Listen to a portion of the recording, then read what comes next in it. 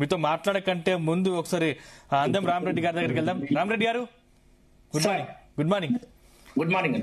So విద్యా వ్యవస్థలో సమూలమైన మార్పులు తీసుకొస్తాను. దాదాపు 2.5 సంవత్సరాలు దాటింది ప్రభుత్వం ఏర్పాటై. దానికి సంబంధించి విద్యా వ్యవస్థ మీద మీ అభిప్రాయం ఏంటంటారు? ముందుగా మీకు ప్యానెల్లో ఉన్న గెస్ట్లకు, జీ న్యూస్ ప్రేక్షకులకు నమస్కారం, శుభోదయం. ఇక్కడ ఏంటంటే రేవంత్ రెడ్డి చెప్పే విధానంలో ఒక ఎజెండా ఉంది. పెళ్ళాంటి విద్యా విధానం తోటి ఈ స్కూల్స్ ఉన్నాయి, మన చిన్నపిల్లలకు ఉండే స్కూల్స్, బాల్వాడి స్కూల్స్ అవి ఏమంటావు, వాటిని బంద్ చేయాలి. ఆ ప్రైమరీ నుంచే ప్రైవేట్ స్కూళ్లకు మళ్లించాలి. ఇవి ఏంటంటే 6 ఏళ్ల వరకు చెప్పొద్దని చెప్తున్నారు ఫిన్లాండ్ పద్ధతిలో. ఇది బంద్ చేసే ప్రైవేట్ స్కూల్లో ఉన్నది. నూతన విద్యా విధానం 2020 న్యూ ఎడ్యుకేషన్ పాలసీ ప్రకారం 3 to 6 ఏదైతే ఉందో ఫౌండేషన్ కోర్స్ ఉందో అది ప్రైవేట్ లో ఉన్నది, నర్సరీ, ఎల్కేజీ, యూకేజీ. కాబట్టి పిల్లలు ఇక్కడ గవర్నమెంట్ స్కూల్ బంద్ చేస్తే వాళ్ళు ప్రైవేట్ స్కూల్లో జాయిన్ చేసుకుంటారు. ఇక ప్రభుత్వ పాఠశాలను సంపూర్ణంగా బంద్ చేయొచ్చు, ఆ పైసలు మింగొచ్చు. ఇది ఎజెండా. ఇంజనీరింగ్ విద్య క్రిమినల్ వేస్ట్ పేరు మీద ఫీజు రియంబర్స్మెంట్ బంద్ చేయొచ్చు.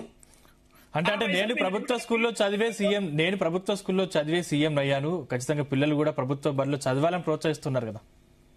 ఆ చెప్పుడు మాటలు చెప్తున్నారు. గత 12 ఏళ్లలో కేసీఆర్ ప్రభుత్వం 9.5 సంవత్సరాలు, ఈ సంవత్సరంలో ఇప్పుడు 12 ఏళ్లలో 85,000 మందికి పైగా టీచర్లు రిటైర్ అయ్యారు. 11,000 రిక్రూట్ చేసి వాళ్ళు అసలు డిసైడ్ చేసింది కేసీఆర్ ప్రభుత్వము, ఆర్థిక శాఖ అప్రచాది ఈయన వచ్చినాక చేసి మళ్ళీ చేయలే. గత 2 ఏళ్లలో టీచర్ రిక్రూట్మెంట్ చేయలేదు. మెగా డిఎస్సీ ఉంటే మెగా డిఎస్సీ చేయలేదు. 85,000 మంది రిటైర్ అయితే 11,000 మంది రిక్రూట్ చేసి నేను ఇంకోటి 27,000 స్కూళ్ళను 4,000 స్కూళ్ళకు తగ్గిస్తా అన్నాడు రేవంత్ రెడ్డి. అంటే ఈయనను గవర్నమెంట్ స్కూల్లో ఎడ్యుకేషన్ ఎంకరేజ్ చేస్తుండా, డిస్కరేజ్ చేస్తుండా, మొత్తమే క్లోజ్ చేస్తుండా? ఈయన ఎజెండానే ఈ విద్య వేస్ట్ అన్నట్టు ఉంటుంది. ఇంజనీరింగ్ విద్య క్రిమినల్ వేస్ట్ అనేది. ఇప్పుడు ఐటీ సెక్టర్ అద్భుతంగా పనిచేస్తుంది. వాళ్ళు ఏ కోర్సు చదివి ఐటీలో జాబ్ చేస్తున్నారు? ఇంజనీరింగ్ కాదా? విదేశాలకు వెళ్తుర్రు, కోట్లాది మంది వెళ్తుర్రు. మొత్తం అన్ని దేశాలు చూస్తే వాళ్ళు ఇంజనీరింగ్ చదివి వెళ్తుర్రా? ఏ కోర్స్ చేసి వెళ్తున్నారు విదేశాలకు? అంటే ఇది క్రిమినల్ వేస్టా? బయటికి వెళ్ళడం, ఐటీ జాబ్ చేయడం ఏమన్నా తలకాయ ఉండి మాట్లాడుతున్నా ఈయన? ఇదేనా మాట్లాడేది? విద్యను ఎంకరేజ్ చేసే విధానం? నువ్వు ఈ విద్యకి ఎంత ఖర్చు ఏమన్నా పెంచినవా? ఏ స్టెప్ తీసుకున్నావు ఇప్పటి వరకు? నువ్వు వాళ్ళకు పిఆర్సీ లేదు, డిఎల్ పెండింగ్. ఇంకేమన్నాడంటే మీకు ట్రాన్స్ఫర్లు మీ ఇంటికే పంపిస్తున్నా. అవును, ఇంటికి ఎట్లా పంపిస్తే ట్రాన్స్ఫర్? వాళ్ళు అప్లై చేస్తేనే కదా ఇవ్వాల్సింది. ఈయన ఇష్టం నీకు ట్రాన్స్ఫర్ చేయడమా? ఈ మాటలు ఏమైనా మాట్లాడుతాడు. ఇంతకుముందు ఏమన్నాడు?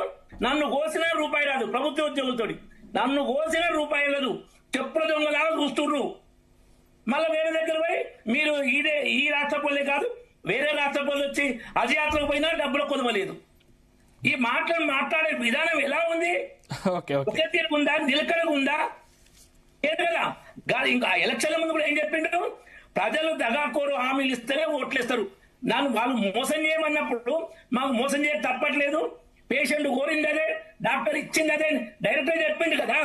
కానీ తెలంగాణ ప్రజలు పాట వేస్తే ఊగిపోయినట్టు, ఏది 3 రంగుల జెండా బట్టి పాట వేయగానే పాపం నమ్మిండ్రు, ఏదో మంచి చేస్తారు అనుకోని. చేస్తున్నది విద్యా వ్యవస్థను మొత్తం నాశనం చేస్తుండ్రు. నువ్వు కేంద్ర ప్రభుత్వం న్యూ ఎడ్యుకేషన్ పాలసీ తీసుకొచ్చినాక నువ్వేమన్నా లెటర్ రాసినావా? ఇప్పుడన్నా రాస్తున్నావా? నా విధానం ఇది, నేను కేంద్ర ప్రభుత్వాన్ని అంతే చేయగలుగుతాను.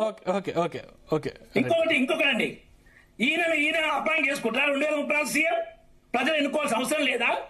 ఈయన సీఎం ఉంది కాబట్టి వచ్చే టర్మ్ కూడా ఈయన అపాయింట్ చేసుకుంటారా? రాజ్యాంగంలో వ్యవస్థ ఉందా? గుజరాత్ లో 3 ఏళ్లు ఇప్పుడు కేంద్రంలో ఉన్న మోడీ గారు ఎప్పుడైనా సీఎం గా ఉన్నప్పుడు కానీ, పిఎం గా ఉన్నప్పుడు కానీ, ఇన్నేళ్ళు నేనే సీఎం, ఇన్నేళ్ళు నేనే పిఎం చెప్పుకున్నారా ఎప్పుడైనా?